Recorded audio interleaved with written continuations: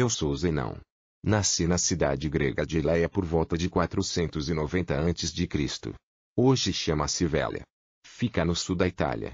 Eu, Xenófanes e Parmênides fizemos parte da escola eleática, que recebeu este nome em função de estar na cidade de Eleia.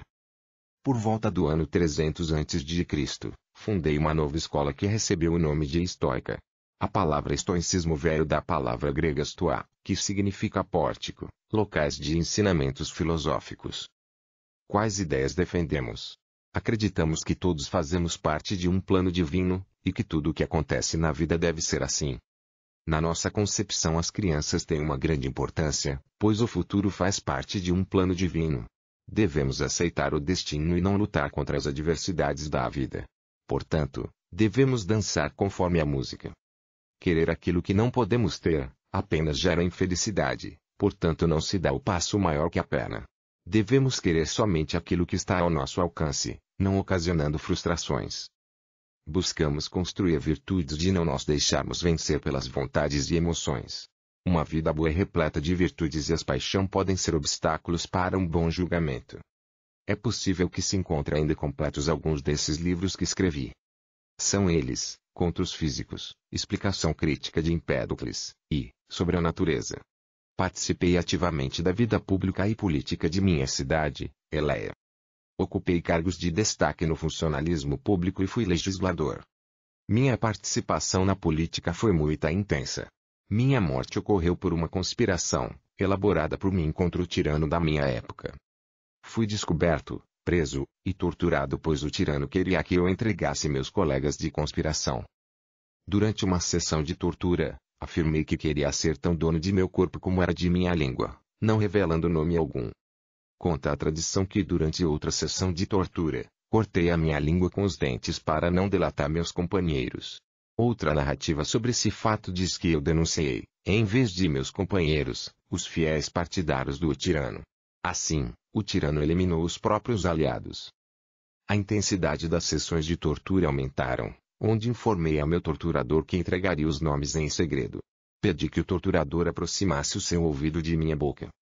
Ao aproximar, dei uma mordida, arrancando parte da sua orelha. Após estes fatos, o tirano que governava, ordenou a minha execução imediata, a qual foi logo realizada no ano de 425 a.C. Para defender as ideias de meu mestre Parmênides, escrevi uma série de 40 aporias.